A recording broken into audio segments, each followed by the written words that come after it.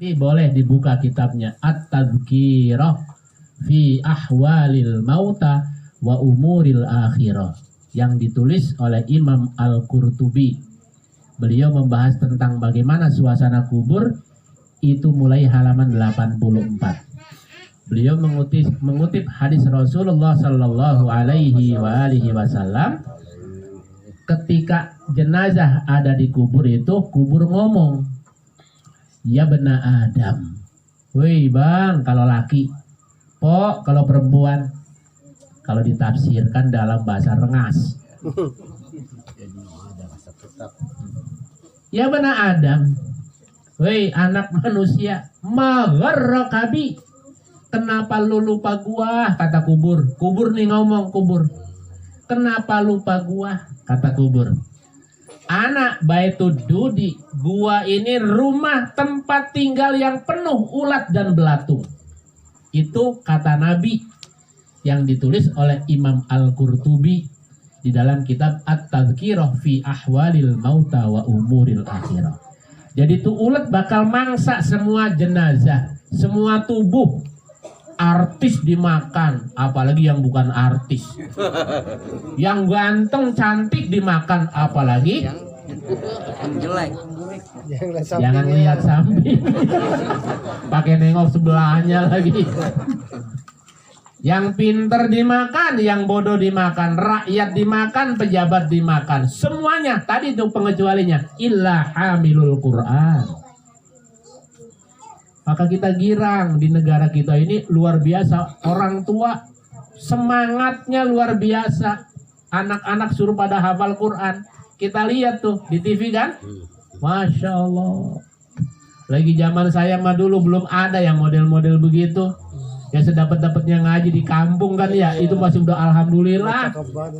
Sekalinya makan daging ayam juga kalau ayamnya itu sakit.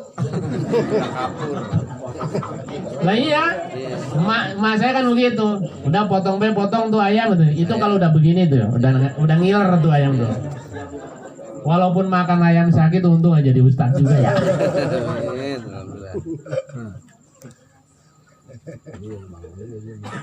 Nah iya kan. Kalau telurnya dijual, karena memang buat beli beras, Pak. Zaman dulu begitu. Susahnya Masya Allah. Sekarang enak banget. Kita marah-marah sama anak. Apa? Suruh makan. Ya kan? Iya. Kalau dulu marah-marahnya anak makan mulu. Gitu kan? Anak makan mulu walaupun nggak ada yang dimakan. Gitu. Ini kelingking, ini nasibnya apes bener. Buat apa Bu kelingking Bu? Buat ngorek pantat ayam lah telurnya. Iya. Tuh kelingking kerjaannya. Meriksain pantat ayam. Gitu ya. Kira-kira ada kagak telurnya kan gitu ya. Ini yang paling tahu nih. Iya. Udah deket buru-buru udah diambilin kukusan ya. Ya kan? Taruh di pojokan itu kan. Ambilin jerami, diremin di situ. Biar nelor besoknya. Bener itu nelor. Nah, jadi ada kesempatan berjamaah, Bapak Ibu sekalian. Nah, buat para istri, ibu-ibu, dorong suaminya supaya pergi ke masjid, supaya pergi ke musola. Jadi ada kerjasama, jangan diantepin bae main HP. Bang udah azan bang, bang udah azan bang. Ambil tuh rebut HP-nya. Jorogi.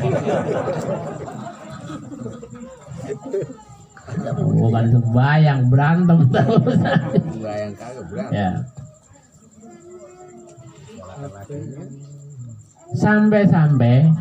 Sampai-sampai nih, saking beruntungnya manusia, malaikat Jibril tuh pengen tamanna Jibrilu ayyakuna. Tamanna, betapa berharap sekali. Siapa Jibrilu? Malaikat Jibril. Ayyakuna, bahwa menjadi malaikat Jibril itu mimbani Adama, jadi orang. Jibril segitu punya pangkat tinggi di kalangan malaikat, dia pengen jadi manusia, pengen jadi orang. Lah yang udah diciptain jadi orang pengen jadi medi. La ilaha illallah.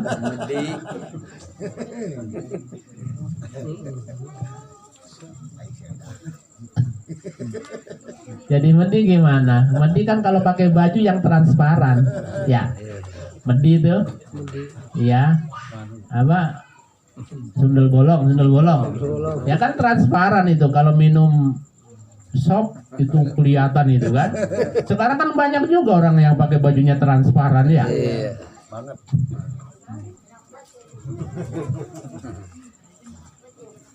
Jadi kata Nabi, ini wasiat Nabi kepada sahabat Ali. Kata Nabi, tamanna Jibrilu ayyakuna min bani Adam. Betapa berharap betul malaikat Jibril pengen jadi manusia. Apa sebabnya? Lisab'i khisolin. Karena 7 perkara. Nah, diingetin nih. Ya, 7 perkara. Yang pertama, as-shalawatul khamsu ma'al imam. Sholat 5 waktu bareng-bareng sama imam. Namanya sholat berjamaah. Tuh. Pahalanya bagaimana? Kata Nabi di dalam hadis diterangkan, sholatul jamaati, sholat bareng-bareng, sholat berjamaah, khairun, itu pahalanya lebih bagus min sholatil fadhi, ketimbang sholat sendirian. Bisa ba'in wa isrina darajatan, 27 derajat pahalanya. Kalau sendirian atuk pahalanya, itu pun kalau Fatihahnya mulus. Tapi roman-romannya wajahnya mau wajah yang Fatihah. Minum dulu. Terjemahin masing-masing dah. Emangnya singkong ya. Ya. Kalau kita mau bareng-bareng pergi kondangan, udah tahu. Kalau Pak RT itu, ya biarin Pak RT lagi ya. Memang orangnya kan kagak ada ya. Ada kagak? Lagi piket. Nah, mudah-mudahan nih, jadi wasilah. Kalau kita mau pergi kondangan, ternyata memang kita tahu Pak RT itu kurang pati bisa nyupir. Saran bapak-bapak apa? Kalau kira-kira Pak RT yang nyupir, kira-kira nyampe nggak ke tempat kondangan? Khawatir. Hah? Nah, kagak nyampe kan? Maka kita pilih orang yang memang bisa nyupir supaya kita duduknya juga tenang, tujuannya juga sampai. Lah sadar apa sadar? Yang Fatihahnya masih amburadul. Kayaknya tapi bukan orang mari kayaknya. Sembayangnya ngikut sama imam yang memang sudah dipilih. Enggak lama sholat berjamaah mah, percaya sama saya. Kagak lama. Kenapa? Sama udah sehati antara makmum sama imam. Kalau maghrib mah kuliah makulhu. Standar. Jadi jangan takut kelamaan, jangan. Percaya sama saya. Waktu sholatnya sebentar tapi pahalanya besar. Subuh juga jangan takut lama. Jarang-jarang di musola kita, di masjid kita yang baca Yasin sampai khatam, jarang. Orang nemu. Yang paling top, paling juga sabihis, ya kan? Iya. Paling top itu. Ntar rakaat keduanya ya kuliah juga. Coba kalau kita sholat di Madinah, kita sholat di Mekah Al-Mukarramah, ya kan? Atau di pesantren-pesantren khusus yang memang sholatnya untuk tahfiz Quran, beda. Satu waktu itu biasa 2-3 lembar. Kira-kira kalau sholat di Asidikiyah, imamnya begitu. Hilang. Bulet dah. Dehem mulu. Imam doang yang ada. Assalamualaikum gak ada. Begitu. Assalamualaikum warahmatullahi wabarakatuh. Orang pada. Bacanya lama, Bang. Gitu ya. Iya, iya. Jadi malaikat Jibril berharap betul jadi manusia. Karena apa? Karena manusia ada kesempatan meningkatkan derajat dan kedudukannya dengan sholat 5 waktu berjamaah. Kalau malaikat sampai tergiur pengen jadi orang, lah ini orang ditawarin nama Allah, ditawarin, ya kan? Ditawarin, udah dijadiin dari keluarga yang muslim, sudah bisa sholat, ditongkrongin, dijugrugin tuh mau sholat dekat rumahnya, masih juga kagak ngiler, kelewatan. Ya kalau di musola di masjid azan ngulet itu. Gitu kan. Allahu Akbar. Yang kedua, apa masalahnya malaikat Jibril pengen jadi orang? Yang kedua katanya wa mujalasatul ulama. Kalau jadi manusia ada majelis taklim ngaji. Tuh. Pengen jadi orang karena di orang itu ada ngaji, ada pengajian. Alhamdulillah di lingkungan kita ada pengajian. Alhamdulillah. Walaupun ngajinya sambil nyender, sambil selonjor, kadang-kadang ngantuk. Yang ngantuk jangan dibangunin, biarin. Jangan mengganggu karunia Allah itu. Itu anugerah, ya, anugerah. Biarin Mbak, ntar kita tinggal suruh ngerapin karpet sendiri. Kenapa pengen duduk bersama ulama, pengen duduk bareng sama ustadz, sama kiai, sama ajengan? Karena duduk di majelis taklim pahalanya dahsyat. Dahsyat sekali. Kalau kita baca kitab Tanqihul Qaul Al-Hafiz di dalam pasal Fadilatil Ilmi, itu luar biasa. Duduk di majelis taklim, kata Rasul kepada Ibnu Mas'ud, itu sama dengan sedekah 1000 ekor kuda di jalan Allah. 1000 ekor kuda, lagi itu boro-boro 1000 ekornya nggak punya. Tapi pahalanya luar biasa besar bagi orang-orang yang duduk di majelis-majelis ilmu. Bapak-bapak dan ibu-ibu jamaah takziah rahimakumullah. Ada enaknya kalau di pengajian mah. Enaknya apa? Pertama, orang ada ulangan. Ada ulangan nggak? Ada ujian nggak? Kagak ditanya. Ya kan? Nggak ada ujian, nggak ada ulangan. Itu enaknya tuh di majelis taklim. Pulang ke rumah ditanya sama bini kagak? Hah? Bang, ngaji dapat apa bang? Kan kagak, paling nanyain berkat. Memang udah setelannya begitu, ya kan? Begitu besoknya pengajian di majelis taklim, bininya pergi kan gitu ya. Pulang bininya ditanya, orang ditanya bisa apa? Ngaji dapat apa? Apa coba? Berkatnya apa bu? Begitu kan? Kalau memang setelannya lagi sama bini akur.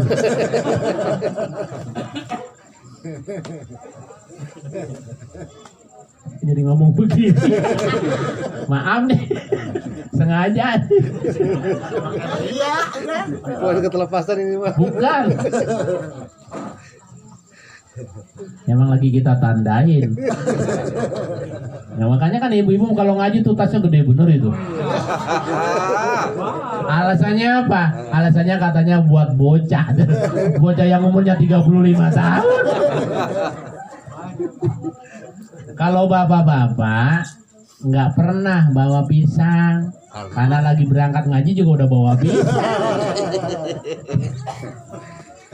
Mulai ibu-ibu mah jeruk masuk, salak masuk, pisang masuk, wah apa aja masuk gitu kan. Iya, belum lagi yang dimakan. Bukan ibu-ibu di sini bu, jangan pakai marah lah. Ibu-ibu di sono, Pondok Ranji. Cuman katanya orang Pondok Ranji punya besan orang Mare.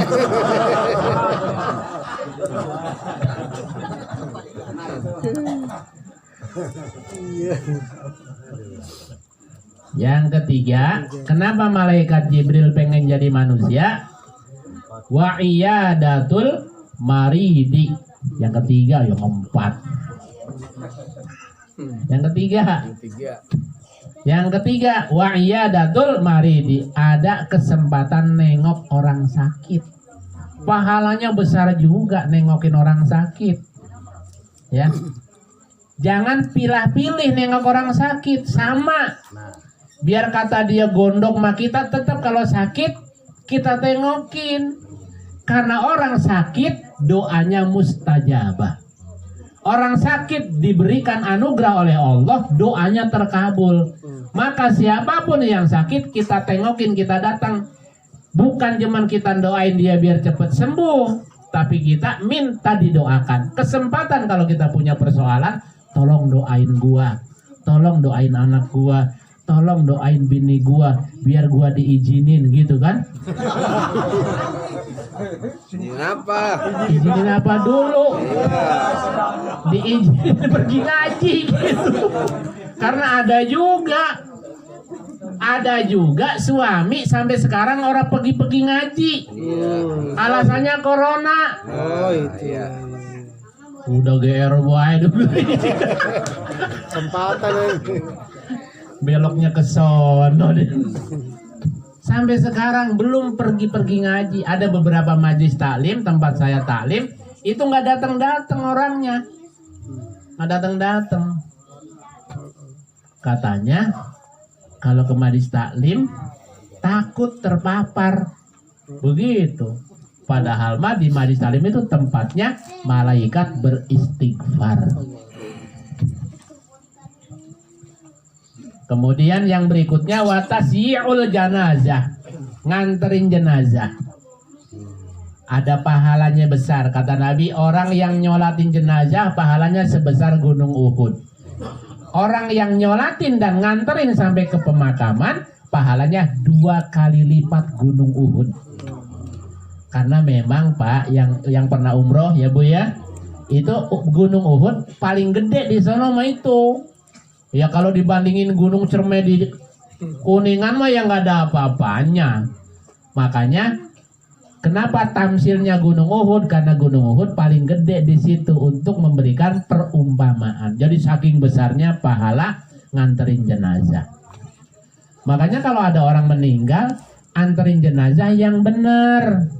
Sampai ngelongok ke liang lahatnya. Itu tujuannya apa? Supaya kita ingat mati. Bapak-bapak kalau sholat gimana takbirnya? Allahu Akbar. Tangannya di mana? Taruh di bawah dada, di atas pusar. Persis orang mati. Persis orang mati. Tujuannya apa? Supaya khusyuk sholatnya, lagi sembahyang ingat mati.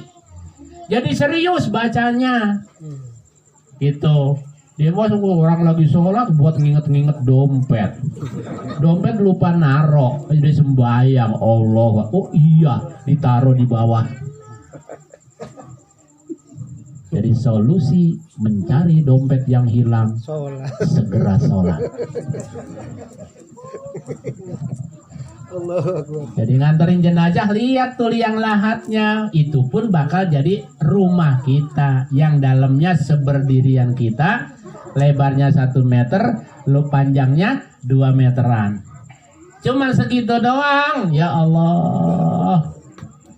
Orang kaya yaitu tempatnya, orang miskin juga itu juga tempatnya. Yang bedain apa antara orang kaya sama orang miskin? Apanya? Batu nisannya, kayunya. Ininya nih papannya. Kalau orang yang pas-pasan duitnya pakai kayunya kayu jenjing yang tipis. Kalau jenderal gitu ya, konglomerat kayunya kayu jati yang tebel. Padahal tambah pusing itu kalau tebel. Lo gelap. Kuat ya. Dikiranya malaikat orang bisa masuk kali ya. Iya. Bisa. Jadi tengok kuburannya tuh yang dalam gitu tempat kita. Minyak wangi kemarin mah sombong bener, beli minyak di mana? Di Prancis gitu, gaya bener kan? Besok mah ya Allah minyaknya nyong-nyong. Orang mati. Iya. Itu bajunya apa? Kain kafan, sutra nggak ada, nggak pakai. Mobil kemarin mah, ya Allah macem-macem merek. nongol merek baru beli, nongol merek baru beli. Pokoknya setiap ada mobil baru dia beli karena memang duitnya ada. Kita cuman pengen doang, gitu kan? Tapi besok begitu mati naik apa? Naik keranda, naik keranda. Udah pikirin tuh. Lah ya iya kudu kita pikirin karena itu bakal kita alami semuanya. Ya kan? Yang laki mati, yang perempuan Mati. laki mati pantas nggak? Pantas. Perempuan mati, jangan ditambahin lebih. Awas. Lebih pantas. Yang tua mati, yang muda Mati. mati. Itu kan? Yang lagi ngerokok mati, yang nggak ngerokok Mati. mati. Yang kagak pantas itu kalau sudah mati lagi ngerokok. Itu kagak pantas itu.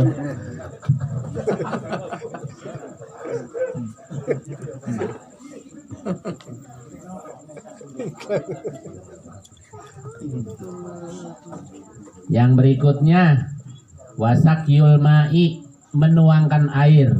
Kalau zaman dulu kita wudhu, ya kan pakai cerek tuh gantian tuh. Padasan. Ya padasan, cerek tuh pakai teko gantian tuh kita wudhu. Kalau sekarang mah mungkin wudhu nggak seperti itu. Apa misalnya ya minum tuh nuangin itu ya, ya kan? Nuangin, bikinin kopi ustad itu ya. Wah, ilah ilah.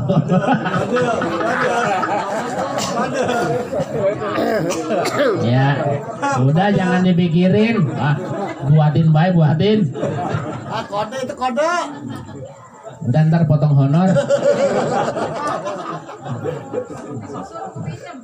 Ya, tiga. Susun tadi rumah baik bu. Sini mah kopi aja. Wujud. Kemudian yang berikutnya ya, kenapa malaikat Jibril pengen jadi manusia? Wasulhu bainal itsnaini, mendamaikan antara dua orang yang lagi pada ribut. Ada tetangga ribut sama tetangga cuman urusan bocah. Ya Allah, bocahnya mah udah akur. Lama babanya masih dua mulut itu. Bocah mah sekarang ribut, ntar juga 5 menit akur lagi. Main lagi. Mentang-mentang gua orang baru, anak gua digituin, anak gua dipelototin. Ya Allah, orang cuman dipelototin. Bonyok nggak dipelototin bocah? Biarin boro-boro baru melotot, sampai lompat di jimat. Nggak perlu sewot babamanya, biarin. Mungkin kalau kita yang ngedidik orang tuanya bocah kagak mempan. Tapi kalau orang lain yang nasehatin, gitu kan? Kan nggak mungkin orang tua ujug-ujug ngomelin anak orang, ya nggak? Mesti anak kitanya mungkin bersalah, mungkin duluan ngeledekin. Jadi kitanya jangan emosi, biarin. Tapi kadang-kadang begitu. Nah kalau ada dua orang berseteru, maka ada penengahnya. Itulah yang diharapkan oleh malaikat Jibril karena besar pahalanya mendamaikan dua orang yang sedang berseteru. Yang ketujuh, wa ikramul jari wal yatimi, memuliakan tetangga dan anak-anak yatim. Dengan tetangga kita kudu baik hati, sama anak yatim ya kudu baik hati, apalagi sama emaknya. Entah dulu, udah salah paham baik sih urusannya. Emaknya tuh emak kita maksudnya. Kalau sama anak yatim sayang, sama emak kita kudu lebih sayang. Oh begitu ya. Oh, gunanya ngaji kan begitu. Ngaji di sini mah salah ngerti mulu ah. Emang pikirannya ke sono mulu ya. Kadang-kadang kan begini nih, punten. Faktanya begitu. Sama bocah yatim mah baik bener. Tapi giliran sama orang tuanya kurang begitu open. Ada nggak yang begitu? Sampai bluksukan itu ke tempat-tempat apa? Ke tempat-tempat pemulung. Nyampe tuh.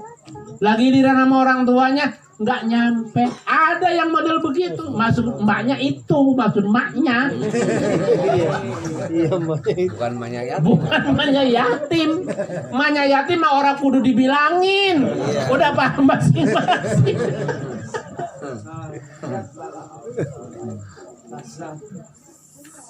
Nah, 7 perkara itu kata Nabi kepada sahabat Ali apa? Fahris, ya. Fahris ala zalika. Maka sungguh-sungguhlah engkau berupaya untuk melakukan yang 7 perkara tadi. Pesan Nabi kepada sahabat Ali, begitu pengennya malaikat Jibril, maka kita yang sudah jadi manusia semestinya kita lebih sungguh-sungguh kata Nabi. 7 perkara tadi. 1, sholat 5 waktu berjamaah. Yang kedua, duduk bersama ulama. Yang ketiga, menengok orang yang sakit. Yang keempat, nganterin jenazah. Yang kelima, memberikan air minum. Yang keenam, mendamaikan 2 orang yang berseteru. Yang ketujuh, memuliakan tetangga dan anak yatim. Sekira ini saja.